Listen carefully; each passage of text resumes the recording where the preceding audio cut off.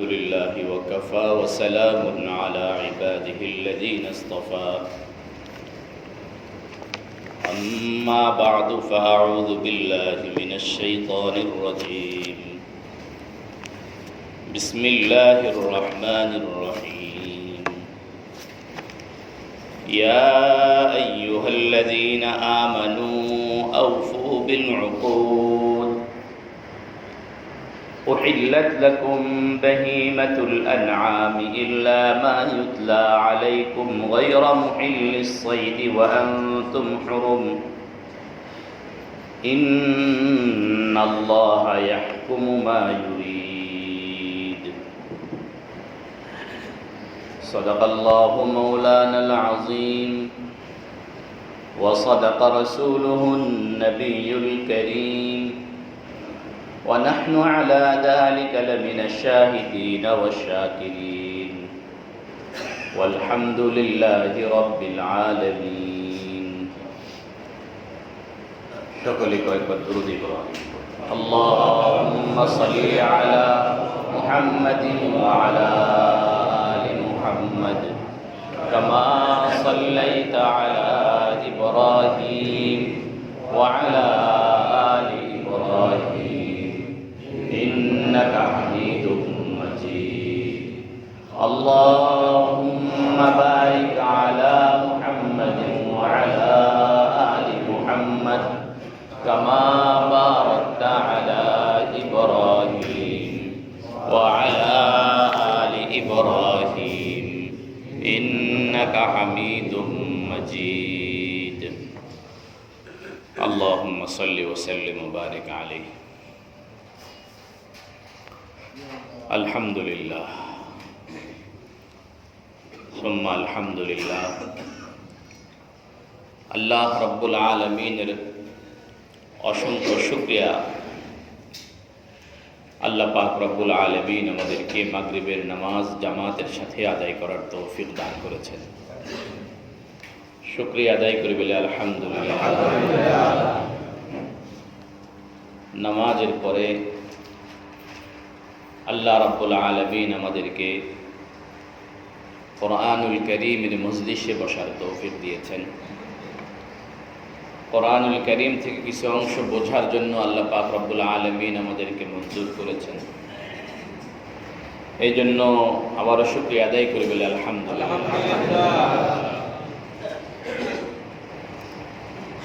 আলহামদুলিল্লাহ আল্লাহ রাব্বুল আলামিনের অশেষ মেহেরবানিতে আমরা ধারাবাহিকভাবে কোরআনুল কারীমের যে তাফসীর শুরু করেছি, এই ধারাবাহিকতায় আমরা সূরা মাঈদা পর্যন্ত এসে পৌঁছেছি। পারা হিসাবে 5 পারা শেষ হয়ে 6 নম্বর পারা শুরু হয়েছে। সূরা হিসাবে 4টা সূরা শেষ হয়েছে, 5ম নম্বর সূরায় আমরা শুরু করেছি।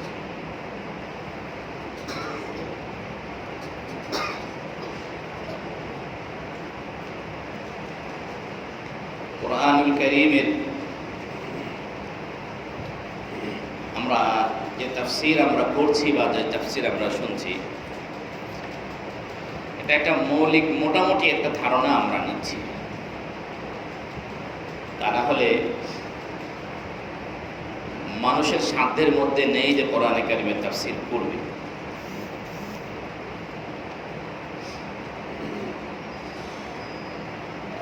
আল্লাহর এক বান্দা কোরআনে কারীমের একটা তাফসীর লিখছেন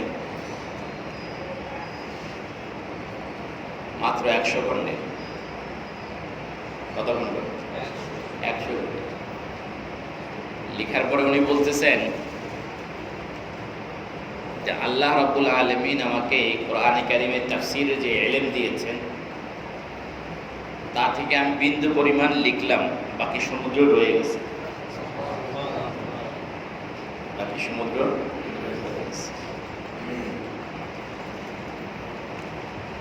যাই হোক, আল্লাহ নিজেই বলছেন লাউ কানাল বাহরু মিদাদাল লিকালিমাতি রাব্বি লানাফিদাল বাহরু ক্বাবলা আন তানফাদা কালিমাতু রাব্বি ওয়ালাউ জি'না বিমিসলিহি মাদাদা।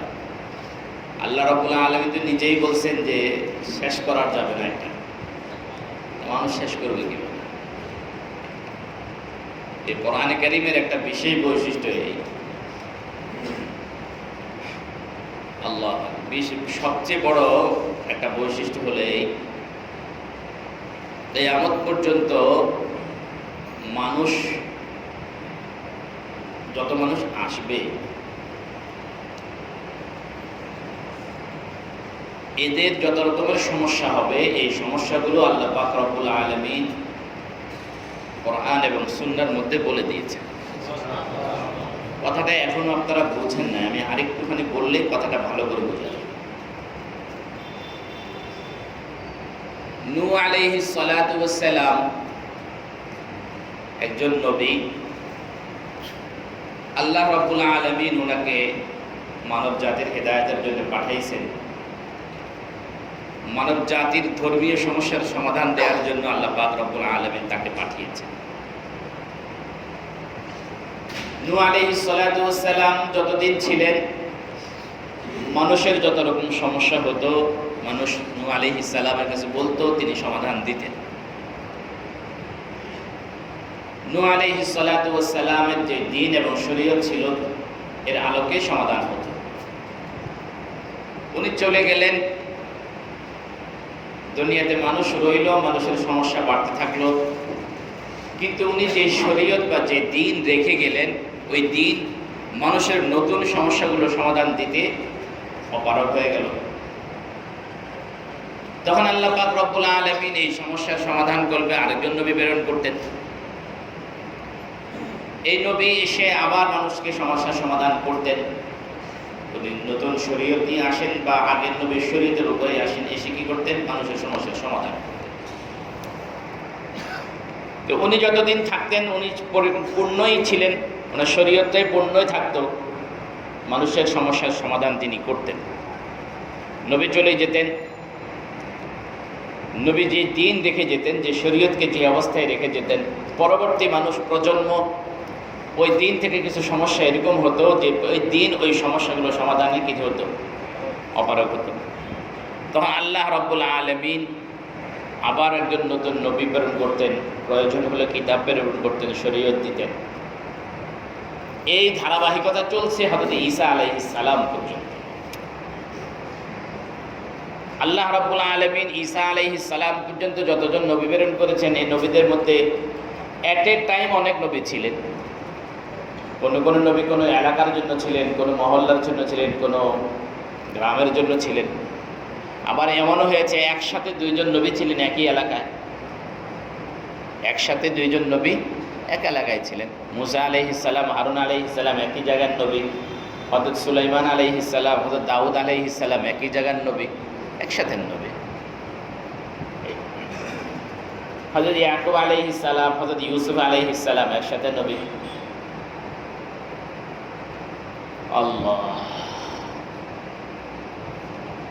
মুহাম্মদুর রাসূলুল্লাহ সাল্লাল্লাহু আলাইহি ওয়াসাল্লামকে আল্লাহ রাব্বুল আলামিন শেষ নবী বানালেন।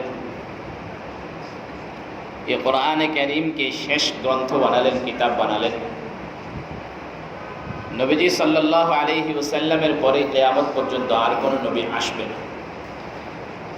এতক্ষণে আলোচনা থেকে একটা প্রশ্ন আপনাদের মনে আসতে পারে যে আগের জামানায় যখন নবীর অনুপস্থিতিতে কোনো সমস্যা আসতো, সমস্যা সমাধানের জন্য আল্লাহ পাক নতুন নবী পাঠাতেন, নতুন আসমানি ফরমান পাঠাতেন, কিতাব পাঠাতেন।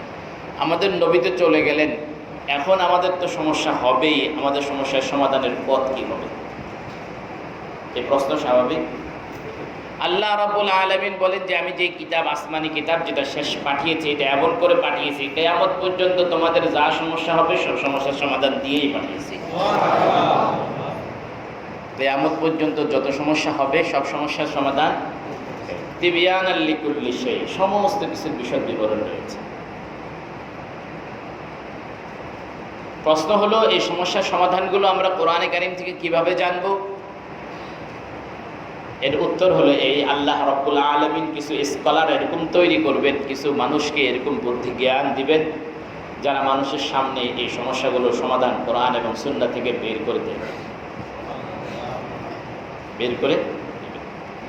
এই যারা কোরআন এবং সুন্নাহ থেকে এই সমস্যাগুলোর সমাধান বের করে দিবেন তাদেরকে আমরা মুজতাহিদ ইমাম বলি। তাদেরকে কি বলি? মুজতাহিদ। আল্লাহ রাব্বুল আলামিন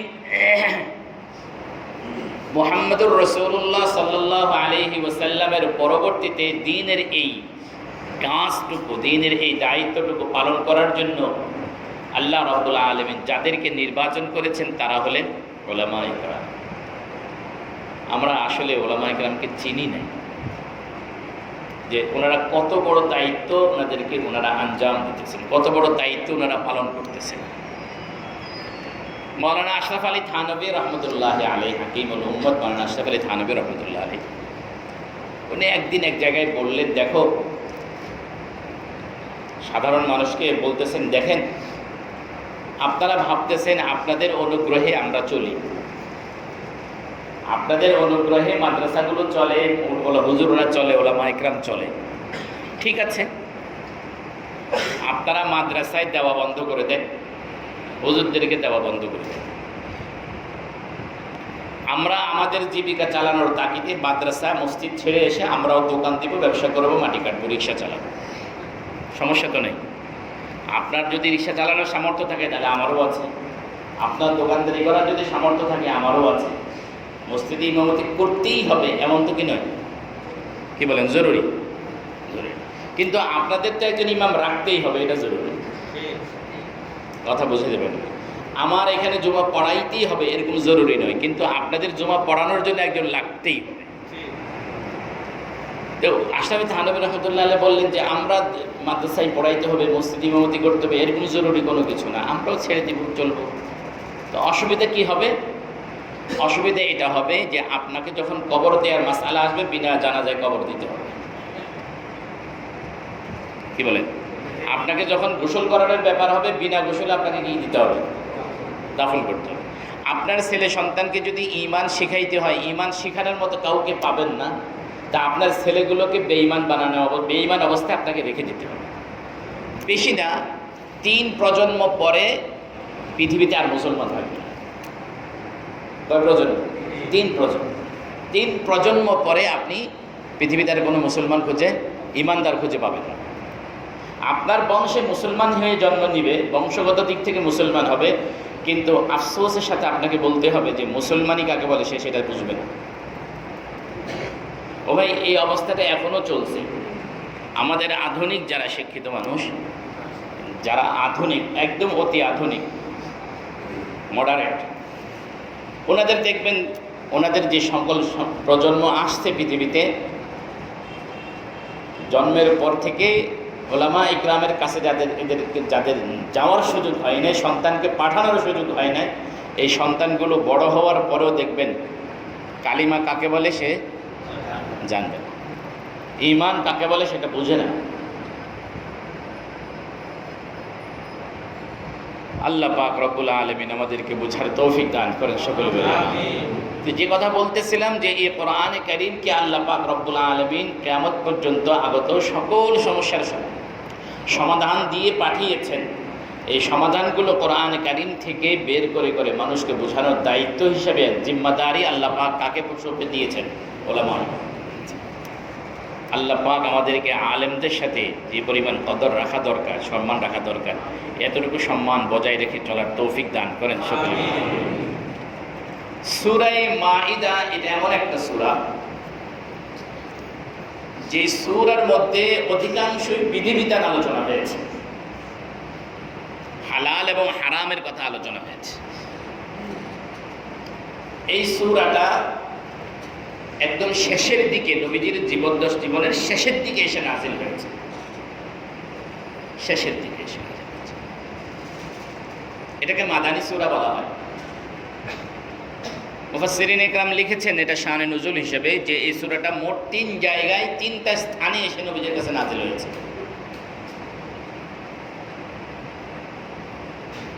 হুদায়বিয়ার সফরে, মক্কা বিজয়ের সফরে, বিদায় হজের সফরে, এই 3 সফরে নাযিল হয়েছে। সূরা মাইদাটা যখন নাজিল হয়, রাসূল করিম সাল্লাল্লাহু আলাইহি ওয়াসাল্লাম তখন একটা উটনির পিঠে সাওয়ার ছিলেন। উটনির পিঠে সাওয়ার ছিলেন।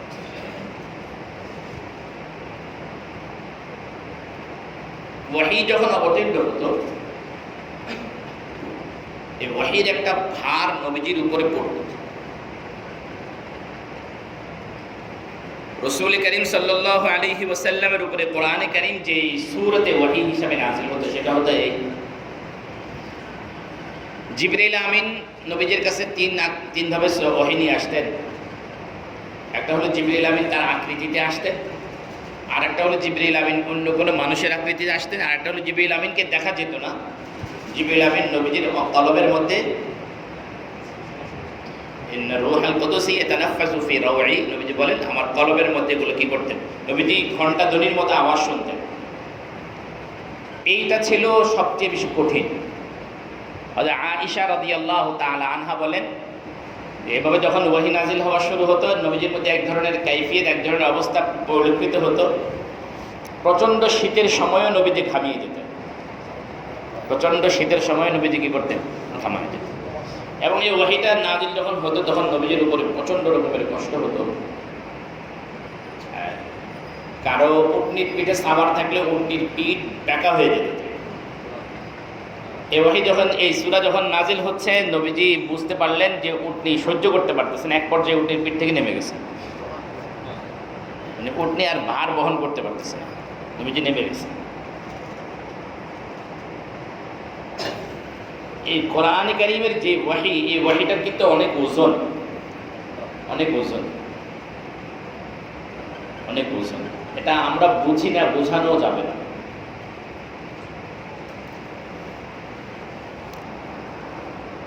এই সূরাটা বিষয়বস্তুর দিক থেকে সূরা নিসা এবং সূরা মাইদা একরকম, সূরা বাকারা এবং সূরা আলে ইমরান প্রায় একরকম।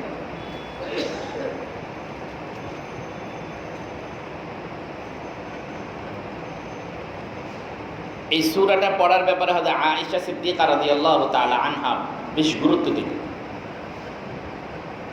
এক সাহাবীকে একদিন ডাকলে আমাদের আয়েশা রাদিয়াল্লাহু তাআলা আনহা বললেন, তুমি কি কোরআন শরীফ তেলাওয়াত করো? বলে, করি। কোন সূরা তেলাওয়াত করো? মাইদা তেলাওয়াত করি। বলে, হ্যাঁ, সূরা মাইদাকে শক্তভাবে ধরে রাখো, কারণ সূরা মাইদার বিধিবিধান পরিবর্তন হওয়ার আর কোনো সম্ভাবনা নেই। কথাটা আপনারা পুরোপুরি এখনো বোঝেন নাই। কথাটা হলো এই, আল্লাহ রাব্বুল আলামিন যে সকল বিধিবিধান দেন, এই বিধিবিধানগুলো মাঝে মাঝে পরিবর্তন করে। কি করে? পরিবর্তন করে। প্রথমে একরকম থাকে, পরে আরেক রকম দেন। এই জন্য কোরআনে কারীমের এক আয়াতে আল্লাহ বলেন, মা নানসাখ মিন আয়াতিন আও নুনসিহা নাতি বিখাইরিম মিনহা আও মিসলিহা। আল্লাহ রাব্বুল আলামিন কিছু কিছু বিধান রহিত করেন, আবার নতুন করে বিধান দেন। আয়েশা রাদিয়াল্লাহু তাআলা আনহার বক্তব্যের উদ্দেশ্য হলো, সূরা মাইদাতে যে বিধানগুলো দিয়েছেন এগুলো রহিত হওয়ার সম্ভাবনা না। পৃথিবীর কিছু মানুষ আছে যাদের মেজাজের ভিতরে বক্রতা আছে, স্বভাবের ভিতরে বক্রতা আছে।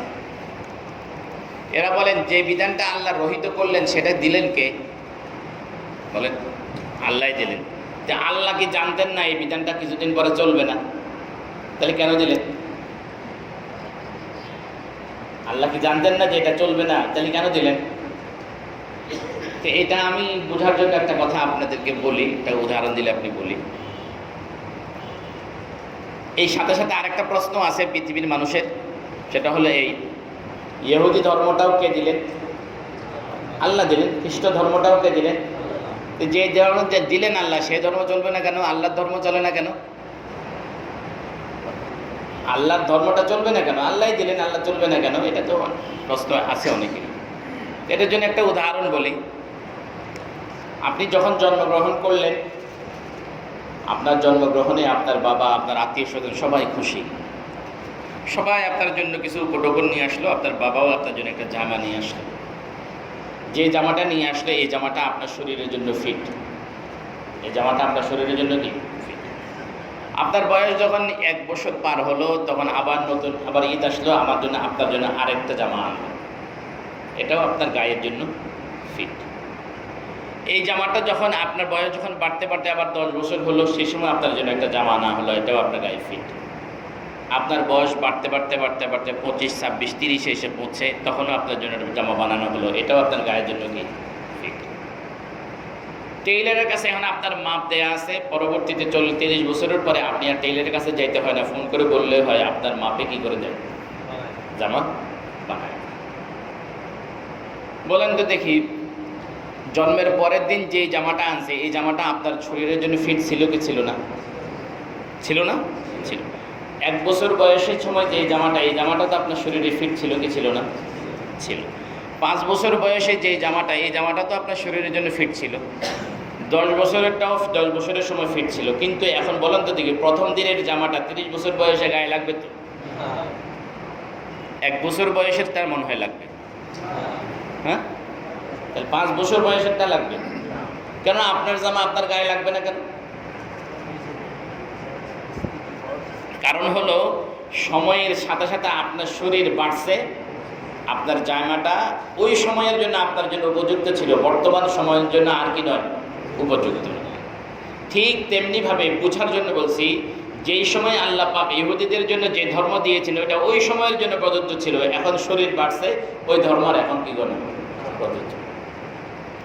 যেই বিধানটা আল্লাহ পাক রব্বুল আলামিন প্রথম দিকে দিয়েছেন, ওই সময়ের জন্য এটা প্রযোজ্য ছিল, কিন্তু পরবর্তী সময়ের জন্য ওই বিধানটা আর কি নয়, প্রযোজ্য।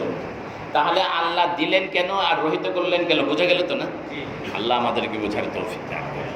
বাকি রহিতকরণ আর দেওয়ার মধ্যে একটা পার্থক্য, একটা মৌলিক বিষয় হলো, এই পরবর্তীতে যে বিধানটা আসবে, এই বিধানটা অবশ্যই আগেরটার চেয়ে শ্রেষ্ঠ হতে হবে, আগেরটার চেয়ে ভালো হতে হবে, আগেরটার চেয়ে ব্যাপক হতে হবে, উত্তম হতে হবে। সুতরাং সূরা মাঈদার মধ্যে আল্লাহ পাক রব্বুল আলামিন যে সকল বিধান দিয়েছেন, আম্মা জান আয়েশা রাদিয়াল্লাহু তাআলা আনহা বলেন যে এই বিধানগুলো রহিত হওয়ার সম্ভাবনা কম, কারণ এগুলো নবীজির জীবদ্দশার শেষের দিকে এসে কি হয়েছে, নবীজির জীবনের শেষের দিকে এসে অবতীর্ণ হয়েছে। এ হলো সূরা মাঈদা। এই সূরাটাকে আল্লাহ পাক রব্বুল আলামিন শুরু করেছেন ইয়া আইয়ুহাল্লাযীনা আমানু, এই সম্বোধন দিয়ে। আমি এই কথা, এই ইয়া আইয়ুহাল্লাযীনা আমানু, এই সম্বোধনের উপরে কিছু কথা ইতিপূর্বে বলেছি বিভিন্ন সময়। তো ইয়া আইয়ুহাল্লাযীনা আমানু, এই সম্বোধন করে যখনই আল্লাহ পাক রব্বুল আলামিন কিছু বলেন, সম্বোধন করেন, তখন বুঝতে হবে যে এর পরে আল্লাহ গুরুত্বপূর্ণ কিছু কথা বলতে চান। গুরুত্বপূর্ণ কোনো কথা যখন আল্লাহ পাক বলবেন, তখন এই মায়ার ডাকটা আল্লাহ দেন। এটা মায়ার ডাক, মহাব্বতের ডাক, ইয়া আইয়ুহাল্লাযীনা আমানু। এই ডাকের ভিতরে, এই সম্বোধনের ভিতরে একটা মেসেজ এটা আছে, যারা মানো তাদেরকে বলছে, যারা মানো না তাদেরকে বলেনি। যারা মানো তাদেরকে, যারা মানে না তাদেরকে বলেন। তো এই ঈমানদার তো তাকেই বলে যারা যারা কি করে, আল্লাহ রাব্বুল আলামিনকে মানে। যে মানে না তাকে তো ঈমানদার বলা হয় না। এই জন্য আল্লাহ পাক রব্বুল আলামিন এই শব্দের ভিতরে আমাকে এই কথা যেন মনে করিয়ে দিচ্ছেন, স্মরণ করিয়ে দিচ্ছেন, দেখো তোমার সাথে আমার মানামানের একটা ব্যাপার আছে, তুমি যেহেতু আমাকে মানবা বলে ওয়াদা করেছো, শোনো আমান। বললাম যে মুফাসসিরিন ইকরাম বলেছেন আমানু বলে আল্লাহ পাক যখন কোনো সম্বোধন করেন, তারপরে গুরুত্বপূর্ণ হুকুমের কথা বলেন, এই আল্লাহ পাক এখানে গুরুত্বপূর্ণ অনেকগুলো বিধান বলতেছেন। সর্বপ্রথম বলতেছেন আমানু আউফু বিল উকুদ। আউফু বিল উকুদ মানে হলো তোমরা চুক্তিগুলো সম্পূর্ণ করো, পুরা করো, অঙ্গীকার পূর্ণ করো, তোমরা অঙ্গীকার পূর্ণ। উকুদ বলা হয়, এটার বহুবচন, এক বচন হলো আকদুন। আকদুন শব্দের শাব্দিক অর্থ হলো গিরা লাগানো, একটা আরেকটার সাথে মিলাইয়া দেওয়া, এটাকে বলা হয় আরবিতে আকদ। বহুবচনে উকুদ। যেহেতু আমরা বিবাহেরটাকে আমরা আকদ বলি, স্বামী এবং ছেলে এবং মেয়ে দুজনের মাঝখানে একটা কি দেখায় দিই, একটা মিল তৈরি করে দিই, একটা গিরা দিয়ে দিই। বেচা কিনার মধ্যে বেচা কিনার চুক্তিটাকেও আকদ বলা হয়, যেহেতু বিক্রেতা এবং বিক্রেতার মাঝখানে একটা কি হয়, মিল তৈরি হয়, একটা সম্পর্ক তৈরি হয়, এই জন্য এটাকে আকদ বলা হয়। তা আল্লাহ পাক রব্বুল আলামিন বলতেছেন তোমরা এই অঙ্গীকারগুলো আকদগুলো পূর্ণ করো। কোরআনে কারীমের মধ্যে এই আকদুল শব্দের আরেকটা সমর্থবোধক শব্দ আল্লাহ ব্যবহার করেছেন, সেটা হলো আহদুল উহুদ। ওয়াউফু বিল আহদি ইন্নাল আহদা কানা মাসউলা। তোমরা যে সকল অঙ্গীকার করো এগুলো পূর্ণ করো, কারণ আল্লাহ রাব্বুল আলামিন অঙ্গীকার সম্পর্কে কিয়ামতের ময়দানে জিজ্ঞাসা করবেন। তো এই জন্য আল্লাহ পাক রব্বুল আলামিন এই আয়াতে বলছেন আউফু বিল উকুদ, তোমরা অঙ্গীকার পূর্ণ করো। প্রশ্ন হলো এটা কোন অঙ্গীকার? যে অঙ্গীকার আল্লাহ পাক পূর্ণ করার কথা বলছেন, এই প্রশ্নের জবাবে মুফাসসিরিন ইকরাম অসংখ্য কথা লিখেছেন, অগণিত কথা লিখেছেন। এই পরিমাণ লিখেছেন যে কয়েকদিন লাগবে বলতে, শুধু এই কথার উপর। আমি সবগুলো কথাকে খোলাসা করে নিয়ে এসেছি, সামারি করে নিয়ে এসেছি। ইমাম ফখরুদ্দিন রাজি রহমতুল্লাহি আলাইহি বলতেছেন আউফু বিল উকুদ মানে হলো তোমরা অঙ্গীকার পূর্ণ করো। আমরা একটা অঙ্গীকার আল্লাহর সাথে করেছিলাম পৃথিবীতে আসার আগে। কি বলেন, করছেন? কি, কোথায়? রোহের জগতে। কি অঙ্গীকার করছিলাম? যে আমরা আল্লাহকে রব বলে মানবো, এই করে আসছি যে আল্লাহ আপনি আমাদের রব, এ কথার কি করেছি? স্বীকৃতি দিয়ে এসেছিলাম, অঙ্গীকার করে এসেছিলাম। আল্লাহ বলেন তাহলে তোমরা এই অঙ্গীকার পূর্ণ করো। তাহলে পৃথিবীতে আসার পরে আমার প্রথম অঙ্গীকার, যেটা আমার জিন্দিগির শুরুতে হয়েছিল, যে আল্লাহকে রব বলে স্বীকার করা, সে অঙ্গীকার আমার কি করা লাগবে? পূরণ করা লাগবে। যে রব রুবুবিয়্যতের যে অঙ্গীকার আমরা করেছিলাম, আল্লাহ আমাদের রব, এই কথার এই অঙ্গীকারটা আমাদের পুরো করা লাগবে। রব অঙ্গীকারের কথা, আকদের ব্যাপারে আরেকটা কথা, মৌলিক কথা মনে রাখেন। যখন অঙ্গীকার বা চুক্তি যখন সম্পাদন হবে, তখন এই চুক্তির অধীনে যে সকল বিধিবিধান আরোপিত হয় সবগুলো পূর্ণ করা তখন কি হবে? অপরিহার্য হবে। বিষয়টা বোঝার জন্য আমি একটা উদাহরণ বলি। মনে করেন বিবাহের চুক্তি সম্পন্ন হলো, আকদ সম্পন্ন হলো। এখন যদি বলেন আউফু বিল আকদি, তোমরা আকদটাকে কি করো? পূর্ণ করো। তাহলে এই পূর্ণ করার অর্থ কি দাঁড়াবে? পূর্ণ করার অর্থ দাঁড়াবে যে তুমি এখন মোহরানা আদায় করো। এটা হবে বিবাহের আকদ পূর্ণ করার কি? পূর্ণ করার একটা পদ্ধতি হবে। তুমি কি করো? মোহরানা আদায় করো, এক নম্বর। দুই নম্বর, স্ত্রীর খোরপোশ দাও। স্ত্রীর 5টা অধিকার রয়েছে, সেগুলো তুমি দাও। তার খাবারের ব্যবস্থা করো, তার পোশাক আশাকের ব্যবস্থা করো, তার থাকার ব্যবস্থা করো, তার চিকিৎসার ব্যবস্থা করো। এই যে অধিকারগুলো রয়েছে সেগুলো কি করো? তুমি পূর্ণ করো।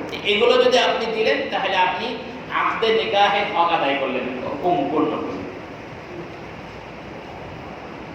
ঘরের ক্ষেত্রে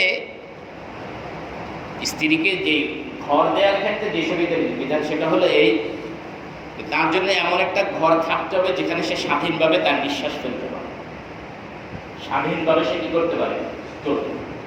কিন্তু আমাদের সমাজে, বিশেষ করে গ্রামে গঞ্জে, স্ত্রীদেরকে যে একটা রুম দিতে হবে, একটা ঘর দিতে হবে, একটা স্বতন্ত্র তার চলার জায়গা দিতে হবে, এটা আমরা বুঝি না, এটা মানতেও আছে। বলে কি আমাদের যৌথ পরিবার যেখানে আছে সে থাকবে, অসুবিধা কি আছে? তো এরকম কিছু ভুল বোঝাবুঝি আছে। আল্লাহ আমাদেরকে বোঝার তৌফিক দান করেন। এই আকদে নিকাহটা যখন হয়ে গেল, এটাকে যদি আপনি পূর্ণ করতে হয় তাহলে এটা পূর্ণ করবেন কিভাবে? বলে স্ত্রীর এখন দায়িত্ব হয়ে গেল স্ত্রী স্বামীর অনাদত্ত করবে। তাহলে সে কি করলো? এই আকদটা, এই অঙ্গীকারটা সে কি করলো? করল। এই আকদটা যদি পূর্ণ করতে হয় তাহলে কি হবে? যদি স্বামী মারা যায় কিংবা স্ত্রী মারা যায়, দুইজনের একজন যদি মারা যায়, তাহলে একজন আরেকজনের ওয়ারিশ হবে। এই ওয়ারাসাত প্রমাণ কার্যকর হলে আপনি এই অঙ্গীকারটা কার্যকর হল, পূর্ণ হল। ঠিক অনুরূপভাবে এই আকদটা যদি সহি হয়ে যায়, বাস্তবায়িত হয়, এটা যদি আপনি পূর্ণ করতে চান তাহলে কিভাবে পূর্ণ করবেন? বলে এখন যদি সন্তান হয় এই দুইজন থেকে, তাহলে এই সন্তানটা বাবার সন্তান বলে প্রমাণিত হবে।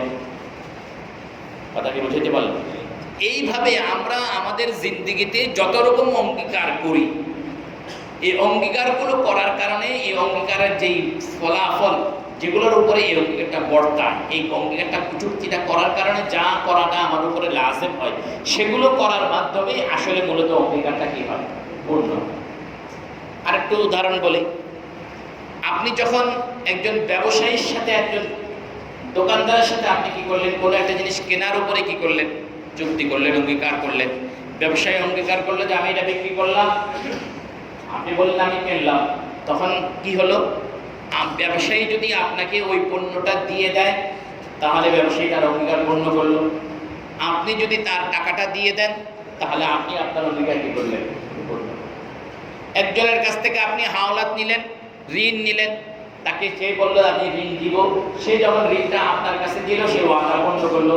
আপনি ঋণটা যে সময় ফিরিয়ে দেওয়ার কথা যথাসময় আপনি ফিরিয়ে দিলেন, তাহলে আপনি আপনার অঙ্গীকার পূর্ণ। আমি কি কথা বোঝাতে পারলাম? এইভাবে আমরা আমাদের যে সকল অঙ্গীকার করি, আল্লাহ পাক বলেন আউফু বিল উকুদ, তোমরা অঙ্গীকার করো।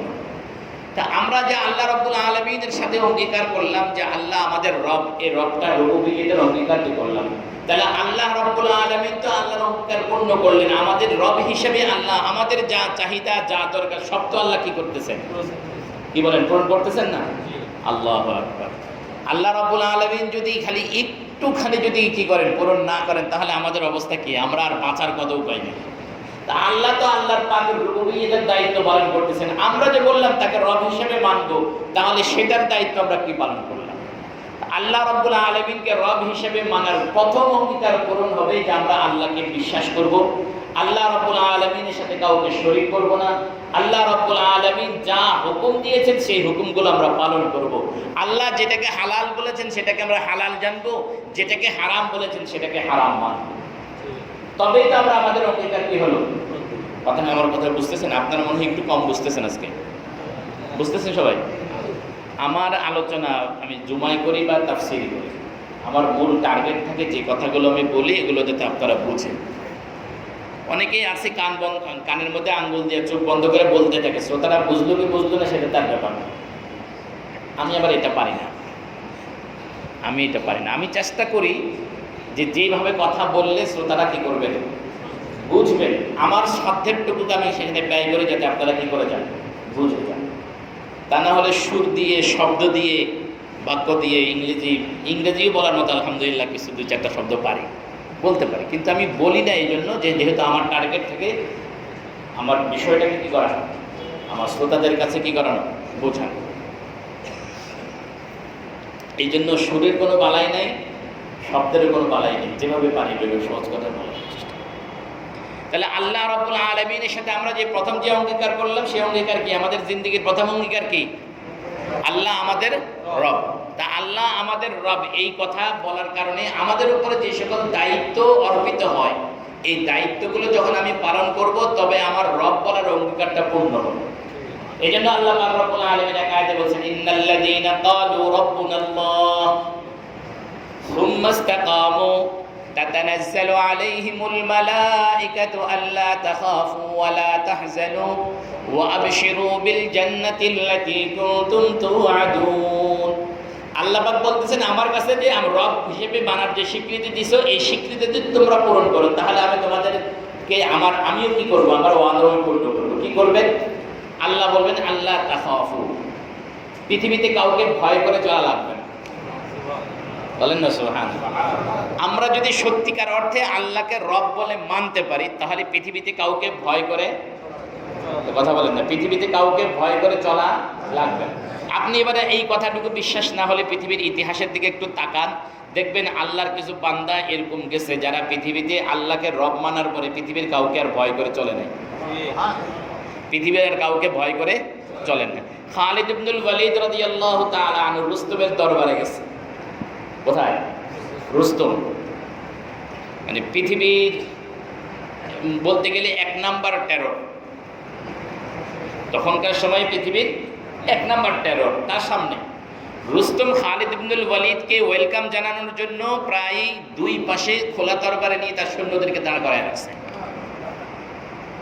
রাস্তার 2 পাশে খোলা তরবারি নিয়ে দাঁড় করায় রাখছে যে ও ঢুকবে তো। আল্লাহ। খালিদ ইবনুল ওয়ালিদ রাদিয়াল্লাহু তাআলা তরবারের এই মাঝখান দিয়ে ঢুকছেন, ঢুকে রুস্তমের দরবারে আসছেন, রুস্তমের সিংহাসনের সামনে কার্পেট ফুটা করে ঘোড়া বাঁধছেন। কি বলেন? রুস্তমের ভয় তো ছিল না? কি রুস্তমের ভয় ছিল না? না, কারণ খালিদ ইবনুল ওয়ালিদ তো রব্বুল আল্লাহর ওয়াদা পূরণ করছে, বাস ভয় চলে গেছে।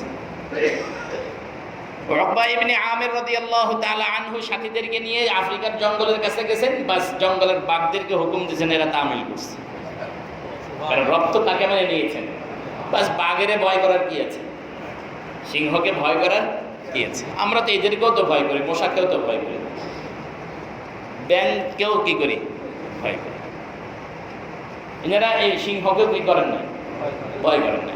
আবু বকর নাবুলসি রহমতুল্লাহ আলাইহি, আল্লাহর এক আল্লাহর ওলি, আল্লাহর এক বান্দা, সাহাবী নন, আল্লাহর এক সাধারণ একদিন উম্মতি, ফতোয়া দিচ্ছেন, বাদশার বিরুদ্ধে চলে গেছে। তার মানে উনি বাদশাকে ভয় করে কি করেন নাই, ফতোয়া দেন নাই। ভয় করছেন কাকে? আল্লাহকে। আল্লাহকে যদি প্রকৃত অর্থে ভয় করা যায়, তাহলে আল্লাহ মানুষের দিলের ভিতরে ওই ব্যক্তির ভয় ঢুকায়, ওই ব্যক্তির ভয় মানুষের দিলের মধ্যে কি করে, ঢুকায়।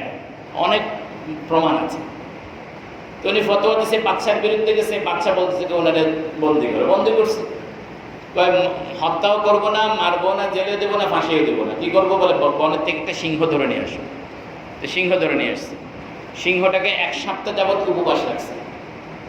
এরপরে আবু বকর নাবুলসি রহমতুল্লাহ আলাইহিকে ওই সিংহের খাঁচার ভিতরে ঢুকাই দিচ্ছে। চতুর্পাশে মানুষ তামাশা দেখার জন্য দাঁড়াইছে যে সিংহটা কি করে, কিভাবে খায় দেখার জন্য। দেখলেন যে সিংহ এসে আবু বকর নাবুলসির পাও চাপতেছে, পাও চাপতেছে। অনেকক্ষণ পর্যন্ত অপেক্ষা করে দেখলো যে কি করবে না, সিংহ খাবে না, বের করে আসছে। জিজ্ঞাসা করলো ব্যাপার কি? মালিক তো মানে আমি, সিংহটারও তো মালিক আছে, আমার যে মালিক সিংহেরও কি মালিকের ওয়ার্ডার নাই, সে খাবে কিভাবে? মালিকের ওয়ার্ডার নাই, সে কি করবে, খাবে। জিজ্ঞাসা করতে ঠিক আছে বুঝলাম, সেই সময় আপনার মনে মনে কি ধারণা ছিল সিংহটা যখন আপনি যখন সিংহ খাচ্ছেন? বলে আমার তখন মনে মনে এই ধারণা হতেছিল যে আমাকে যদি সিংহ কামড় দেয়, আমি যদি সিংহ আমাকে যদি খায়, তাহলে সিংহের লালাগুলো আমার শরীরের সাথে লাগবে। তাহলে আমি কি সিংহের লালাটা কি পাক না না পাক, আমি কি নাপাক অবস্থায় আল্লাহর কাছে গেলাম না পাক অবস্থায় যাব, এটা নিয়ে মাসালা নিয়ে চিন্তা করতেছিলাম। আচ্ছা, এটা তো অনেক আগের কথা বললাম, একদম কাছের কথা বলি। মোল্লা জীবন রহমতুল্লাহ আলাইহি, ওনার একটা কিতাব আছে, ওনার একটা তাফসিরের কিতাব আছে, তাফসির আহকামুল কোরআন, আমার কাছে আছে আলহামদুলিল্লাহ। ওনার আরেকটা কিতাব আছে মাদ্রাসা পড়ায়, নুরুল আনোয়ার, আর অনেকগুলো কিতাব আছে। বাদশাহ শাহজাহানের আমলের কথা আর কি। বাদশাহ শাহজাহানের একবার রেশমের কাপড় পরার মতো শখ হয়েছে। আমি কোনো সময় ঘটনাটা বলছিলাম আপনাদেরকে, আবারও আজকে বলি। যারা শুনছেন তাদের ইয়াদ তাজা হলো, যারা শুনেন নাই তারা শুনে গেলেন। আমারও আলোচনার একটা প্রসঙ্গ ঠিক থাকলো। বাদশাহ শাহজাহানের রেশমের কাপড় পরিধান করার কি হয়েছে, শখ জাগছে। এখন উনি তো জানে যে রেশমের কাপড় পুরুষের জন্য কি, তারপরেও শখ জাগার কারণে উনি ওনার দরবারের মোল্লাদেরকে জিজ্ঞাসা করছেন। কিছু দরবারে মোল্লা তো থাকেই না, এরা সবসময় চেষ্টা করে কমিটির মন যাতে খারাপ না হয়, কমিটির মতের বিরুদ্ধে যেন না যায়, সেইভাবেই ফতোয়া দেওয়ার চেষ্টা করে। খারাপ হলে হোক, অসুবিধা নেই, তবু তো কমিটির মন রক্ষা হলো। এই বাদশাহ শাহজাহান যখন জিজ্ঞাসা করছে, এদেরকে জিজ্ঞাসা করছে যে রেশমের কাপড় পরা যাবে কিনা, তো এরা সব চিন্তা ভাবনা করে বলতেছে সব মানুষের তো পার্থক্য আছে, বাদশাহ আর সাধারণ জনগণেও তো পার্থক্য আছে, সব হুকুম তো সবার জন্য চলে না, বাচ্চাদের জন্য তো কিছু এক্সেপশনাল থাকা দরকার। ফতোয়া দিয়ে দিয়েছে যে বাদশাহ কি করতে পারবে, রেশমের কাপড় পরতে পারবে। তো বাদশাহ বললো যে না, তোমাদের ফতোয়ায় কাজ হবে না, বড় হুজুরে বললে তাহলে আমি করবো। তখন মোল্লা জীবন ছিলেন দিল্লির জামি মসজিদের খতিব। বাদশাহ শাহজাহান ওনাকে জিজ্ঞাসা করছে যে হুজুর রেশমের কাপড় পরা যাবে কি? তো উনি বললেন যে আমি প্রশ্নের জবাবটা মসজিদে জুমার দিন দিব, মসজিদে জুমার দিন দিব। তো জুমার দিন মোল্লা জীবন বয়ান করছেন, বাদশাহ শাহজাহান মসজিদে ঢুকছে। ঢোকার পরে বলতেছে আল মুফতি ওয়াল মুস্তাফতি হারদু কাফেরান। এটা হলো মোল্লা জীবনের শব্দ। মুফতি ও মুস্তাফতি হারদু কাফেরান, যারা ফতোয়া দিছে আর যারা ফতোয়া চাইছে উভয় দল কাফের। কার বিরুদ্ধে ফতোয়া দিছে? কোন জায়গায়? মসজিদে দাঁড়াইয়া বাদশার সামনে ফতোয়া দিয়ে, সেই ফতোয়া না, ফতোয়া কিসের? কাফের। এখন আপনারা বোঝালেন কাফের কিভাবে হইল? আল্লাহর, কারণ বাদশাহ শাহজাহান নিজেও জানতো যে রেশমের কাপড় পরা কি হারাম। এই হারামটাকে সে হালাল সাব্যস্ত করার জন্য কি চাইছে? ফতোয়া। যারা ফতোয়া দিছে তারা হারামটাকে হালাল বলে কি দিছে? আল্লাহর হালালকে হারাম, হারামকে হালাল মনে করা, হালালকে হারাম মনে করা, এটা কুফর। এটা কি? কুফর। এই জন্য উনি ফতোয়া দিয়ে দিলেন হারদু কাফের। নামাজ শেষ হইল, শাহজাহান তো হটে চলে গেল, সাথে সাথে গ্রেফতারি পরোয়ানা জারি হইল। বাদশাহ আলমগীর দৌড় দিয়ে আসছে মোল্লা জীবনের কাছে, মোল্লা জীবনের ছাত্র বাদশাহ আলমগীর। বাদশাহ আলমগীর দৌড় দিয়ে এসে বলতেছে যে হুজুর, আব্বা তো হটে চলে গেছে, তা আপনি ফতোয়াটা একটু ঘুরাই দিতে পারেন কিনা দেখেন। আপনি ফতোয়াটা কি করতে পারেন কিনা, একটু ঘুরাই দিতে পারেন কিনা। মোল্লা জীবন সাথে সাথে উনিও জালালের মধ্যে চলে আসছে, বলে আলমগীর ওজুর বানিয়ান মেসওয়াক নাও, তোর আব্বার রাজত্ব আমি আজকে শেষ করে দেব, তোর আব্বার রাজত্ব এখনই আমি শেষ করে দেবো, পানি লো যায় না বাজলো। আলমগীর দৌড় দিয়ে গিয়া বদনা পানি জানি ব্যবস্থা করে দিয়ে দৌড় দিছে বাপের কাছে। বাপের যাই করতেছে, আব্বা আমি হুজুরকে চিনি, এখনই যাই মাপ চান, নাইলে কিন্তু রাজত্ব শেষ,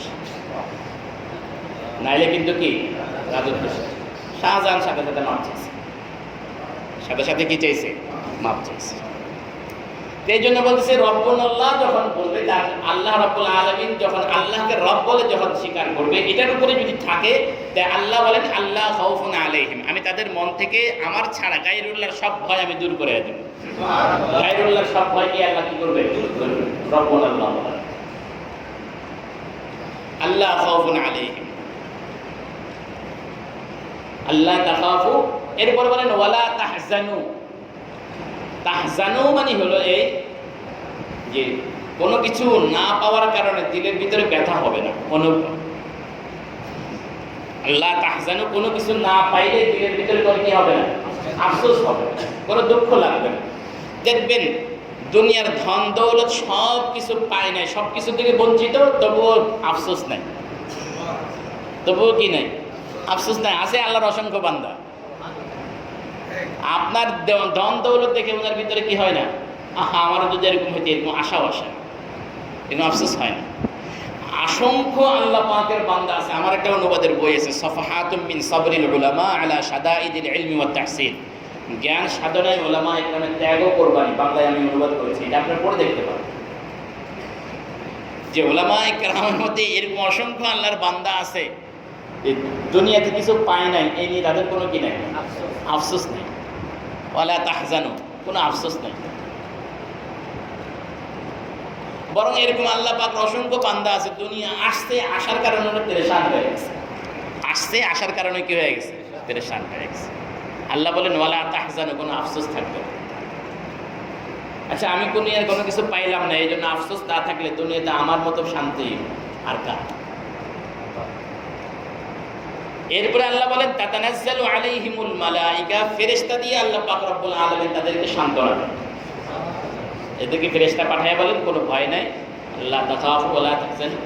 এরপরে আল্লাহ পাক বলে মৃত্যুর সময় অবস্থা হলো আবশিরু বিল জান্নাহ, তুমি জান্নাতের সুসংবাদ গ্রহণ করো। বলেন আবশিরু বিল জান্নাতিল্লাতী কুনতুম তুআদুন। ফেরেশতা যাদেরকে পাঠান এরা বলেন নাহনু আউলিয়াউকুম ফিল হায়াতিদ দুনিয়া ওয়া ফিল আখিরাহ, দুনিয়ার জীবনেও আমরা তোমার বন্ধু, আখিরাতেও আমরা তোমার বন্ধু। এই জন্য দেখবেন আল্লাহ পাকের এই জাতীয় ওলিগুলো, এই জাতীয় বান্দাগুলো যখন কোনো কথা বইলে ফেলে, এটা হয়ে যায়। যখনই কোনো কথা বইলে ফেলে তখন সাথে সাথে কি হয়ে যায়? হয়ে যাওয়ার রহস্য এটাই যে ফেরেশতারা তো তার, আর বলে না, ফেরেশতারা তার সাহায্য করার জন্য কি রয়েছে? সর্বদা সাথে রয়েছে। দুনিয়ার লিডার যেরকম যে কোনো কথা তার যে কোনো ইচ্ছা বাস্তবায়ন করার জন্য নিজের সাথে কিছু জেলা চামন্ড রাখে, এদেরকে দিয়ে বাস্তবায়ন করে। আল্লাহ পাক এই আল্লাহর ওয়ালির বান্দার কথাগুলোকে বাস্তবায়ন করার জন্য এরকম কিছু ফেরেশতা নিযুক্ত করে রাখে। এই জন্য এক হাদিসে আছে, নবীজি বলেন রুব্বা আশআসা আগবারা লাউ আকসামা আলাল্লাহি লা আবাররাহু। বলে আল্লাহর কিছু বান্দা এরকম আছে, দেখতে শুনতে এদেরকে বেশি ভালো দেওয়া যায় না, চুলগুলো উস্কো খুস্কো, জামার মিস্তারি নাই, কোনো কিছু নেই। তো এরা যদি কোনো কথা বইলে ফেলে আল্লাহ পাক সেই কথাটা পূরণ করে দেন। আল্লাহ পাক সেই কথা কি করেন? পূরণ করেন। সম্ভবত সাইয়্যিদ ইসমাঈল শহীদ রহমতুল্লাহ আলাইহি, উনি কারো ব্যাপারে ওয়াদা করেছিলেন যে আমি তোকে না মাইরা মরবো না, আমি তোকে না মাইরা মরবো না। ঘটনাচক্রে ওই যাকে ব্যাপারে কথা বলেছেন তাকে আঘাত করার আগে ইসমাঈল শহীদ রহমতুল্লাহ আলাইহি কি পাইছেন? আঘাতপ্রাপ্ত হয়েছেন। আঘাতপ্রাপ্ত হওয়ার পরেও উনি মরতে মরতে উনি ওনার বল্লম ছুঁড়ে মারছেন বা তরবারি ছুঁড়ে মারছেন, যা কিছু ছুঁড়ে মারছেন, এটার একটা আঘাত ওই যার ব্যাপারে বলেছেন তার গায়ে লাগছে। এই আঘাতে ইসমাঈল শহীদ রহমতুল্লাহের আগে সে মারা গেছে।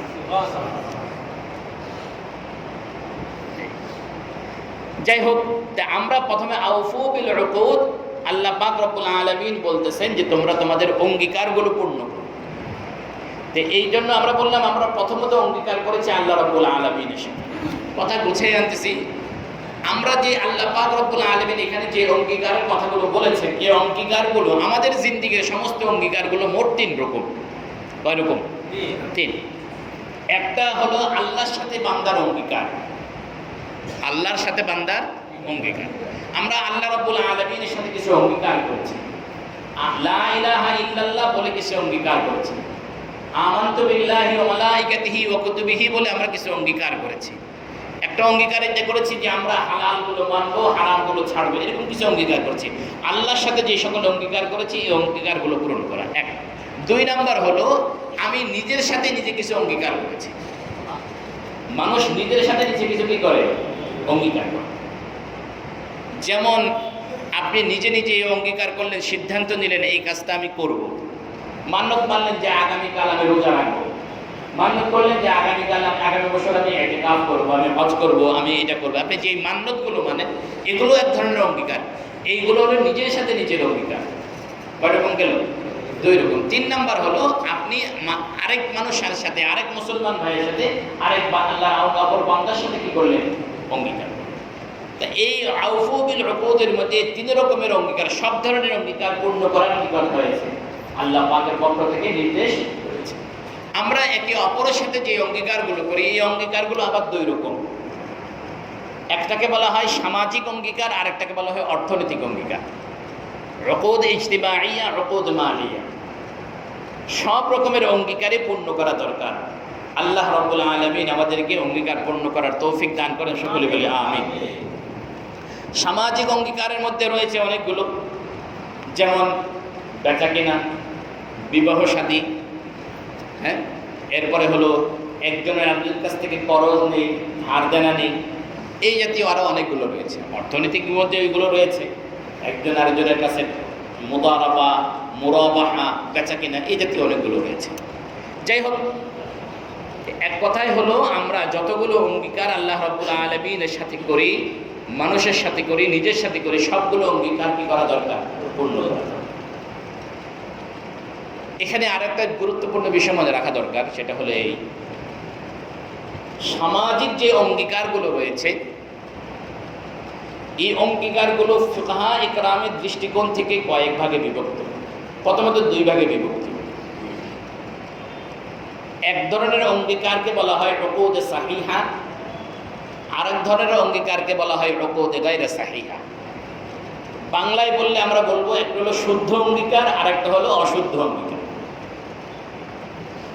আরও একটু যদি আরবিটাকে মিলে বলি তাহলে বলবো কিছু সহি আকদ আর কিছু ভুল আকদ। প্রত্যেকটা ক্ষেত্রের জন্য চুক্তির জন্য কিছু শর্ত আছে।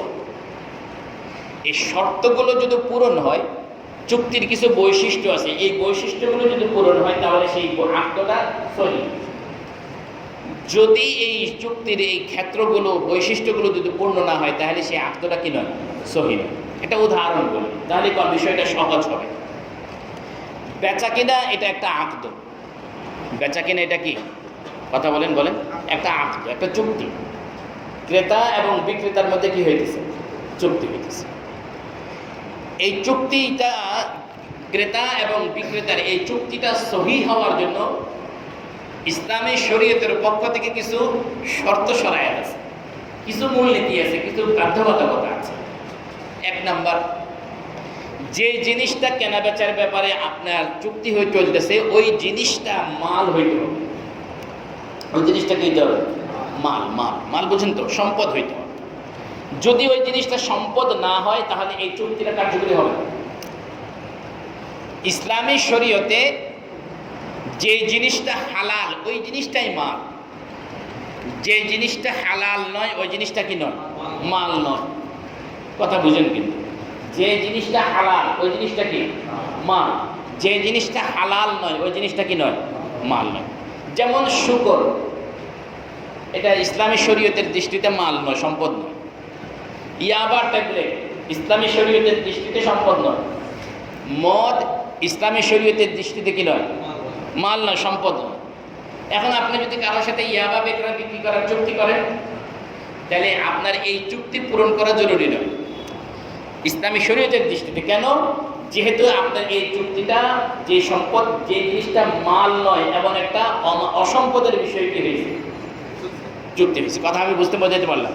দেখেন, জিনিসটা হালাল কিন্তু কোন জিনিসের ভিতরে এমন কোনো নোকসান সংযুক্ত হয়েছে, এমন কোনো আয়েব সংযুক্ত হয়েছে যে আয়েবের কারণে ওই জিনিসটা ব্যবহারের অনুপযুক্ত হয়ে গেছে, এটাও মাল না। উদাহরণ দিলে আপনারা সহজে বুঝবেন। ডিম, এটা কি? হালাল সম্পদ না? ডিম বেচা বিক্রির ব্যাপারে কি হয়েছে? চুক্তি হয়েছে। তাহলে এখন বিক্রেতা ডিম আপনাকে পৌঁছায় দিতে বাধ্য, আপনি তার ডিমের মূল্য পরিশোধ করতে কি বাধ্য।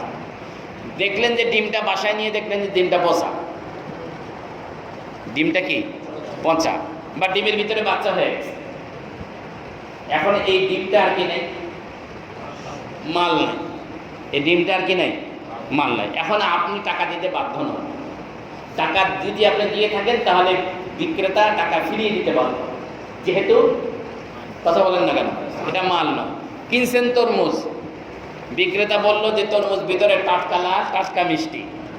বাসায় নিয়ে দেখলেন সাদা, খাওয়া যাচ্ছে না, তরকারি হিসাবেও খাওয়া যাবে না। তখন আপনার কি? বিক্রেতাকে তরমুজ ফিরিয়ে দেবেন, বলবেন টাকা দিয়ে দেবেন, যেহেতু এটা কি নয়? কথা বুঝতেছেন নাকি? দুধ কিনছেন, দুধ নিয়ে চুলায় বসাইছেন, ফাইটা গেছে, এখন এটা খাওয়ার উপযুক্ত অন্য নাই, এটা তাহলে আর কি নয়? মাল। এখন একটা কথা মনে রাখবেন, এই যে আয়েবটা, দোষটা, যে দোষটা এই পণ্যের সাথে যুক্ত হলো, এটা যদি বিক্রেতার কাছে থাকাকালীন সময়ের দোষ হয় তবে ফিরিয়ে দিতে পারবেন। পক্ষান্তরে দোষটা যদি আপনার কাছে এসে যুক্ত হয়, দুধ কিনে নিয়ে আসছেন বাড়িতে আনার পরে গরুর চনা পড়ছে, তাহলে কিন্তু আবার কি করবেন না? ফেরত দেবেন। এটা মনে রাখবেন। যাই হোক, আমি যে কথা বলতেছিলাম, মানুষের সাথে মানুষের যে সকল চুক্তি হয়, যে অঙ্গীকারগুলো হয়, এই অঙ্গীকারগুলো সম্পন্ন হওয়ার জন্য ইসলামী শরীয়তের পক্ষ থেকে কিছু শর্ত শরায়েত আছে। কথাগুলো মনে হয় বুঝতেছেন? কিছু শর্ত শরায়েত, এই শর্ত শরায়েত যদি পূর্ণ হয় তবে অঙ্গীকারটা পূর্ণ হলো, আত্মটা পূর্ণ হলো। শর্ত শরায়েত যদি পূর্ণ না হয় তাহলে কি হবে না? অঙ্গীকারটা পূর্ণ হবে। আমি আর একটা উদাহরণ বলি। বিবাহ, এটা একটা আকদ, এটা কি একটা? এখন স্বামী স্ত্রীর মাঝে এই আকদটা সম্পন্ন হওয়ার জন্য শরীয়তের পক্ষ থেকে কি নিয়ম আছে না নাই? আছে। একটা শরীয়তের পক্ষ থেকে একটা হলো এই, যিনি স্বামী হবেন উনি স্বামী হওয়ার উপযুক্ত হওয়া লাগবেন, যিনি স্ত্রী হবেন উনিও স্ত্রী হওয়ার কি হওয়া লাগবেন? উপযুক্ত হওয়া লাগবে। যদি স্বামী হওয়ার উপযুক্ত না থাকে, স্ত্রী হওয়ার উপযুক্ত না থাকে, তাহলে এই আকদটা কি হবে না? সম্পন্ন হবে না। আপনারা বলবেন পুরুষ আবার স্বামী না হওয়ার উপযুক্ত কেমনে না হয়, স্ত্রী আবার স্ত্রী হওয়ার উপযুক্ত না কেমনে হয়, এটা আপনার প্রশ্ন হতে পারে। আমি একটা কথা বলি, আরেকজনের স্ত্রী ওনারা আকদে থাকা অবস্থায় আপনি বিয়ে করতে চাচ্ছেন, কথা বুঝাইতে পারলাম? অন্যজনের কি বিবাহিত স্ত্রী, ওনারা আকদে থাকা অবস্থায় আপনি কি করতে চাইছেন? বিয়ে করতে চাইছেন। এখন বলেন তো দেখি, এই মহিলাটা আপনার কাছে বিবাহ বসার মতো উপযুক্ত আছে কিনা? নাই। তাহলে স্ত্রী হওয়ার মতো কি নয়? উপযুক্ত নয়। এখন আপনি যদি তাকে বিয়ে করেন কি বিয়ে হবে? এই আকদটাই হবে। কথাকে আমি বুঝাইতে পারলাম? এই জন্য বলতেছি, আমরা সামাজিক যে সকল অঙ্গীকার, মানুষের সাথে মানুষের যে সকল অঙ্গীকার, আমার নিজের সাথে নিজের যে অঙ্গীকার, আল্লাহর সাথে আমার যে অঙ্গীকার, আল্লাহর সাথে আমার অঙ্গীকার হলো শরীয়তের বিধিবিধান মেনে নেওয়া, আমার সাথে অঙ্গীকার হলো আমি আমার উপরে যে জিনিসগুলো আত্মবশ্যকে করে নিয়েছি সেগুলো পূর্ণ করা। মানুষের সাথে আমার যে সকল অঙ্গীকার হয়, যে সকল লেনদেন হয়, এগুলোর ক্ষেত্রে শরীয়তের পক্ষ থেকে যে সকল শর্ত সরায়ত রয়েছে এগুলো কি করা? পূর্ণ করা। শর্ত পূর্ণ হওয়ার ভিত্তিতে যদি কোনো আকদ পূর্ণ হয়ে যায়, তখন এই আকদ পূর্ণ হওয়ার কারণে যে সকল হুকুম, যে সকল দায়িত্ব বর্তায়, এই দায়িত্বগুলো পালনের মাধ্যমে মূলত ওই চুক্তিটা সম্পন্ন করা সম্ভব হয়। কথাকে আমি বোঝাতে পারলাম মনে হয়? আপনি মনে করেন ব্যবসা বাণিজ্যের ক্ষেত্রে আরেকটা চুক্তির কথা মনে, একটা শর্তের কথা বলে দিই কেনা বিচার ক্ষেত্রে। একটা তো বললাম যে এই পণ্যটা বিক্রি করতেছে, এই পণ্যটাই পণ্য না। আরেকটা হলো যিনি বিক্রি করতেছেন উনি বিক্রি করার উপযুক্ত নয়। উনি বিক্রি করার কি নয়? কথা বলেন, বিক্রি করার উপযুক্ত নয়। যেমন আপনি দোকান করেন পেশাব করার জন্য, কিংবা যে কোনো প্রয়োজনে আপনার 6 বছরের বাচ্চাটাকে দোকানে বসায় রেখে কি করছেন? বাইরে করতে। এমন সময় কাস্টমার আসছে, ছেলে দেখতেছে আব্বা সবসময় বিক্রি করে, কাস্টমার আসতে তারও মনে যাইতেছে দোকান থেকে কোনো পণ্য বিক্রি করছে। এই যে বিক্রিটা করছে, আপনি যে কিনছেন হয়নি। এই যে সে যে বিক্রি করছে, কারণ সে বিক্রি করার কি নয়? উপযুক্ত না। আপনি যে কিনছেন কেনাটা হয়নি, কারণ সে বিক্রি করতে গিয়ে হয়তো দাম বেশি বলছে, নাহলে কম বলছে। আপনি তাকে ঠকাইছেন, না সে আপনাকে কি করছে? ঠকাইছে। বেচা কেনা হয়নি। এই ক্ষেত্রে যদি কোনো ভুল যদি হয়ে যায়, তাহলে বিক্রেতা, মূল বিক্রেতা আপনার কাছ থেকে সেটা ফিরিয়ে নিতে রাখার মতো অধিকার রাখে। আপনি এই কথা বলতে পারবেন, কারণ আপনার ছেলেই তো বিক্রি করছে, কিন্তু আমার ছেলে থেকে কিনতে গেছে, সে বিক্রি করার অধিকার রাখে। কথা বুঝাইতে পারলাম না? অনুরূপভাবে বিক্রেতা, সে মেন্টাল, পাগল, বুদ্ধি প্রতিবন্ধী, সে যদি কোনো কিছু কিনতে আসে, তাহলে সেও কেনার কেনে। কথা বুঝাইতে পারলাম মনে হয়? এই শরীয়তের পক্ষ থেকে যে সকল শর্ত আছে, এই শর্তগুলো পূরণ হওয়ার ভিত্তিতে এই আকদটা পূর্ণ হবে কিংবা পূর্ণ হবে না। শর্ত পূর্ণ হলো তো চুক্তি পূর্ণ হলো, শর্ত পূর্ণ হলো না তো কি হলো না? চুক্তি পূর্ণ হলো। আল্লাহ রাব্বুল আলামিন আমাদেরকে বুঝার তৌফিক দান করেন, সকলে বলে আমিন। এরপরে আল্লাহ পাক রব্বুল আলামিন বলেন, উহিল্লাত লাকুম বাহিমাতুল আনআম। বাহিমাতুল আনআম মানে হলো, এক কথায় আপনাদের জন্য বোঝার জন্য সহজ হলো, গবাদি পশু। কি? গবাদি পশু। তো এখানে বাহিমাতুল শব্দের অর্থ হলো নির্বোধ, অবোধ, বোবা প্রাণী বলি না, যে সকল প্রাণী তাদের অনুভূতি আমাদেরকে বুঝাতে পারে না, যে সকল প্রাণী তাদের অনুভূতি আমাদেরকে বুঝতে পারে না। এখানে একটা কথা মনে রাখবেন যে প্রাণীরা নির্বোধ নয়, অনুভূতিহীন নয়। তাদের অনুভূতি আছে, বুঝ আছে, বুদ্ধি আছে, কিন্তু তাদের ভাষাটা আমরা বুঝতে অক্ষম, তারা আমাদেরকে বুঝাতে অক্ষম। এই জন্য তাদেরকে বাহিমা বলা। কথা বুঝতে পারলো? প্রাণীদের কি আছে? বোধ আছে, বুদ্ধি আছে। না বুঝলে আপনি ডগ স্কোয়ারে যেতে পারেন। বুদ্ধি কি পরিমাণ আছে? বানর দেখতে পারেন যে বুদ্ধি কি পরিমাণ আছে। হ্যাঁ, মৌমাছির বাসার দিকে তাকায় দেখতে পারেন বুদ্ধি কি পরিমাণ আছে। বাবুই পাখির বাসার দিকে তাকায় দেখতে পারেন বুদ্ধি কি পরিমাণ আছে। চড়ুই পাখির বাসার দিকে তাকায় দেখতে পারেন বুদ্ধি কি পরিমাণ আছে। বরং মাঝে মাঝে বলতে একটা কিতাব আছে হায়াতুল হায়ওয়ান, এই কিতাবটা পড়লে মাঝে মাঝে মনে হয় যে আল্লাহ পাক রব্বুল আলামিন মানুষকে যা বুদ্ধি বিবেচনা দিয়েছেন, কোনো কোনো ক্ষেত্রে বিভিন্ন প্রাণীকে এর চেয়ে বেশি দিয়েছেন। কি বলে না, মানুষের মধ্যে ঘ্রাণ শক্তি আছে না? কি আছে? ঘ্রাণ শক্তি আছে, কিন্তু মাছির ঘ্রাণ শক্তি আমাদের তুলনায় অনেক বেশি। পিঁপড়ার ঘ্রাণ শক্তি আমাদের তুলনায় অনেক বেশি। আপনি একটা আম এখানে কাটেন, মুয়াজ্জিন সাহেব ওই রুমে ঘ্রাণ পাওয়ার আগে মাছি ঘ্রাণ পেয়ে যাবেন। কে? পিঁপড়া ঘ্রাণ পেয়ে যাবে। চিনির মধ্যে আপনি ঘ্রাণ পাবেন না, কিন্তু পিপিলিকা ঠিকই কি পেয়ে যাবেন? ঘ্রাণ পেয়ে যাবেন। আমাদের একটা দৃষ্টিশক্তি আছে, আপনি কতদূর দেখেন। আকাশে চিল উড়ে, সে সমুদ্রের পানির ভিতরে মাছ চলতেছে, উপর থেকে সে শিকার টার্গেট করে কি করে? ছবল দিয়ে কি করে? মাছ শিকার করে। তার দৃষ্টি এত প্রখর। দারুল উলুম দেওবন্দ মাদ্রাসা প্রথম দিকে যখন মাদ্রাসাটা শুরু হয়েছে তখন এরকম বিল্ডিং টিল্ডিং হয় নাই, একটা আনার গাছের নিচে একজন ওস্তাদ একজন ছাত্র, ওস্তাদের নামও মাহমুদ, ছাত্রের নামও মাহমুদ। ওস্তাদের নামও কি, ছাত্রের নামও দুই মাহমুদ দিয়ে শুরু হয়েছে। এরপরে আস্তে আস্তে যখন বাড়ছে, মাদ্রাসা ছাত্রদের জন্য যে খাবারটা তৈরি করা হতো, খাবারটা রেডি করে রাখলে বানর এসেই খাবারগুলো প্রায় খেয়ে যেত। বানরে এসে খাবারগুলো প্রায় খেয়ে যেত, কোনোভাবে বানর কন্ট্রোল করা যাচ্ছে না। হাকিমুল ইসলাম মাওলানা কারি তৈয়ব সাহেব রহমতুল্লাহ আলাইহি ওনার কিতাবের মধ্যে লিখেছেন এই ঘটনাগুলো, হতাবাতা হাকিমুল ইসলামের মধ্যে আছে।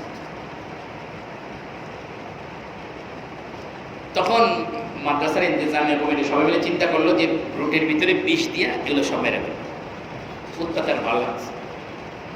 পরিকল্পনা মোতাবেক বিষ দিয়ে কি বানানো হলো, রুটি বানানো হলো। রুটি বানায় রুটিগুলো অন্য সময় ঢেকে ঢুকে রাখতো, আজকে আর ঢেকে ঢুকে রাখে না, খোলামেলায় রেখে চলে গেছে। যথা নিয়মে বানররা আসছে, এসে রুটিগুলো দেখে চলে গেছে। অন্য সময় আসলে পাড়াপাড়ি করে কাড়াকাড়ি করে খাইতো, আজকে আর পাড়াপাড়িও নেই কাড়াকাড়িও নেই, সবাই এসে দেখে কি করছে, চলে গেছে। কিছুক্ষণ পরে মোটা তাজা আরো দুইজন বানর আসছে, এরা এসে রুটিগুলো এভাবে ধরছে, নাকের কাছে নিচে নিয়ে টান দিয়ে ছিঁড়ছে, নাকের কাছে নিচে নিয়ে সবগুলো ছিঁড়ে ছিঁড়ে কি করছে, জমা করছে। একটা একটা করে টানছে, ছিঁড়ছে, নাকের কাছে নিচে জমা করছে, জমা করে ধুয়ে সবাই চলে গেছে।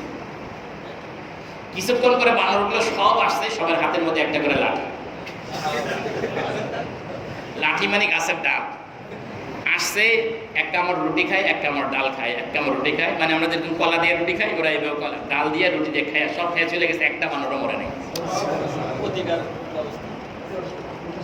যে এই রুটির ভিতরে যে কি আছে, বিষ আছে, এটা তাকে বললো কে, কোন ল্যাবে নিয়ে এসে টেস্ট করলো। আরো আজীব কথা, মুরগির নিচে আমরা ডিম দিয়ে কি করে বাচ্চা ফোটে, তো মুরগির নিচে যখন ডিম দেন, তো মুরগি কি করে প্রতি 24 ঘন্টা অন্তর এই ডিমগুলো, মাঝের ডিমগুলো পাশে নিয়ে পাশের ডিমগুলো মাঝে আনে। এটাই আমাদের গ্রাম দেশের ভাষায় বলে ডিম চালা। সব মুরগি পারে না, এই জন্য সব মুরগির নিচে ডিম বসায় না, এই মুরগিটা ডিম চালতে পারে না। তার মানে হলো মুরগি জানে যেই তাপমাত্রা আমার নিচে আছে সেই তাপমাত্রা আমার পাশে নাই। যদি তাপমাত্রার ব্যালেন্স যদি না থাকে তাহলে ডিমগুলো সব একসাথে ফুটবে। যে কতটুকু তাপমাত্রার ব্যালেন্স হলে ডিমগুলো সমানে ফুটবে এই জ্ঞানটা মুরগির আছে, কিন্তু আমাকে বলতে পারে না। মুরগি যদি এটা আমাকে বলতে পারতো তাহলে আমরা ইনকিউবেটর আবিষ্কার করার অনেক আগে আবিষ্কার করতে পারতাম, মুরগি বলে দিত। আচ্ছা, এ তো গেল। এরপরে যখন 18 দিন 20 দিন পরে মুরগির ভিতরে ডিম বাচ্চা এসে যায়, বাচ্চা আসার পরে মুরগি কি করে, যে মুরগির বাচ্চার ঠোঁট যেই বরাবর ঠিক এই বরাবর একটা ছিদ্রি করে। কি বলেন আপনারা, দেখছেন মনে দেখছেন? মুরগির না দেখলে দেখে নেবেন, আমি দেখছি আলহামদুলিল্লাহ। মুরগির বাচ্চার ভিতরে, ডিমের ভিতরে বাচ্চার ঠোঁটটা যেই বরাবর এই বরাবর কি করে। আচ্ছা বলেন তো দেখি, ঠোঁটটা কোন জায়গায় আছে এটা পরীক্ষা করার জন্য সে কি করছে, এক্সরে করছে, আলট্রাসোনোগ্রাফি তো মনে হয় করছে, ডায়নামিক ইকো করছে, নাহলে এমআরসিপি করছে, এমআরআই কিছুই তো করে নাই না, সিটি স্ক্যানও করে। আল্লাহ রাব্বুল আলামিন মুরগির মাথা, এই ছোট্ট মাথাটার ভিতরে এই পরিমাণ বুদ্ধি দিচ্ছেন, এই পরিমাণ জ্ঞান দিচ্ছেন, সে ঠিক ডিমের কোন জায়গাটার মধ্যে ঠোঁট আছে সে এক্সরে করা ছাড়াই কি করতে পারে। আচ্ছা, এখন বলা হলো এই জায়গায় ফুটা করার দরকারটা কি, বলে মুরগি জানে রূহ এসে যাওয়ার পরে, সময় হওয়ার পরে এখন অক্সিজেনের দরকার, ডিমের ওই বদ্ধ করে অক্সিজেন প্রবেশ করে, সুতরাং অক্সিজেনের অভাবে সে কি করবে, মারা যাবে। ডিমের মাঝখানে ফাটায় বাইর করে না কেন, বলে মাঝখানে ফাটায় যদি বাচ্চাটাকে বের করে আনে, বাইরে অক্সিজেনের যে চাপ, এই চাপ সহ্য করার মতো ক্ষমতাও থাকে। মানব সন্তান যেটা সময়ের আগে ডেলিভারি হয়েছে সেটাকে একটা মেশিনের মধ্যে রাখে কেন, তার অক্সিজেনের ব্যালেন্স রাখার জন্য। মুরগি এটা জানে যে অক্সিজেনের ব্যালেন্স থাকবে না, অক্সিজেনের ব্যালেন্সটা যাতে ঠিক থাকে এই জন্য একটা ছোট্ট কি করে। আল্লাহ। তাহলে প্রাণীদেরকে আল্লাহ পাক বুঝ দিয়েছেন, বুদ্ধি দিয়েছেন, বিবেচনা দিয়েছেন, অনুভূতি দিয়েছেন। আমরা এটা বুঝি না, ওরা আমাদেরকে বোঝাতে পারে না। এই জন্য আল্লাহ পাক বলছেন বাহিমাতুল আনআম। আল্লাহ মারিফুল কোরআন আল্লামা শফি রহমতুল্লাহ আলাইহি লিখেছেন যে এর মধ্যে 8টা প্রাণী অন্তর্ভুক্ত। কয়টা প্রাণী? 8টা প্রাণী। উট, গরু, মহিষ, ছাগল, ছাগল প্রজাতির যা আছে, হ্যাঁ, ছাগল, দুম্বা, ভেড়া, নীলগাই, হরিণ। নীলগাই, নীলগাই মানে হলো বন্য গাই যেটা, এটা, এবং কি হরিণ। এগুলো হলো এই বাহিমাতুল আনআমের মধ্যে। তাফসীরে জাদুল মাসির একটা তাফসীরের কিতাব আছে, এই তাফসীরের কিতাবের মধ্যে লিখেছেন বাহিমাতুল আনআম দ্বারা মূলত উদ্দেশ্য হলো, আনআম মানে হলো আমাদের গৃহপালিত পশু। বাহিমা শব্দ যোগ করে আল্লাহ পাক বুঝাইতে চাইলেন গৃহপালিত পশুর বৈশিষ্ট্যে বন্য যে প্রাণী রয়েছে সেগুলো পাওয়া যায়। গৃহপালিত পশুর বৈশিষ্ট্যে বন্য যে প্রাণী রয়েছে সেগুলো পাওয়া যায়। সেটার মধ্যে হলো হচ্ছে হরিণ এবং কি নীলগাই। এরপরে আল্লাহ পাক বলছেন সব এই 8 শ্রেণীর প্রাণী চাইলেই খাওয়া যাবে না। এগুলো জবাই করার জন্য, জবাই করার সময় আল্লাহ পাকের নাম নিতে হবে। যদি কোনো প্রাণী আল্লাহ পাকের নাম নেওয়া ছাড়া, ইচ্ছাকৃতভাবে আল্লাহ পাকের নাম নেওয়া ছাড়া জবাই করা হয়, তাহলে এটা কি হবে না। এরপরে আছে গায়রু মুহিল্লিস সাইদি ওয়া আনতুম হুরুম। সামনে আরো কিছু কথা আছে, একটু জটিল, একটু সময় লাগবে। আজকে আলোচনা এই পর্যন্ত। যে কথাগুলো বললাম আল্লাহ পাক রব্বুল আলামিন আমাদেরকে বোঝার ও আমল করার তৌফিক দান করেন। আল্লাহুম্মা সাল্লি আলা মুহাম্মাদ ওয়া আলা আলি মুহাম্মাদ কামা সাল্লাইতা আলা ইব্রাহিম ওয়া আলা আলি ইব্রাহিম ইন্নাকা হামিদুম মাজিদ। আল্লাহুম্মা বারিক আলা মুহাম্মাদ ওয়া আলা আলি মুহাম্মাদ কামা বারাকতা আলা ইব্রাহিম ওয়া আলা আলি ইব্রাহিম ইন্নাকা হামিদুম মাজিদ। আলহামদুলিল্লাহি রাব্বিল আলামিন ওয়াস সালাতু ওয়াস সালামু আলা আশরাফিল আমবিয়াই ওয়াল মুরসালিন ওয়া আলা আলিহি ওয়া আসহাবিহি আজমাইন। ربنا آتنا في الدنيا حسنة وفي الآخرة حسنة وقنا عذاب النار. ربنا فاغفر لنا ذنوبنا وكفر عنا سيئاتنا وتوفنا مع الأبرار. اللهم إنا نسألك التقى والهدى والعفاف والغنى. رب العالمين দীর্ঘ সময় পর্যন্ত মাওলা আপনার কালামে মাজিদকে নিয়ে আলোচনা করেছি মাওলা। ইয়া আল্লাহ, আপনার কালামে মাজিদ থেকে আপনার বান্দাদেরকে বোঝানোর চেষ্টা করেছি মাওলা। ইয়া আল্লাহ, কথাগুলো বোঝানোর তৌফিক আমাদেরকে নসিব করেন মাওলা। রব্বুল আলামিন কথাগুলোর উপরে আমল করার তৌফিক দান করেন মাওলা।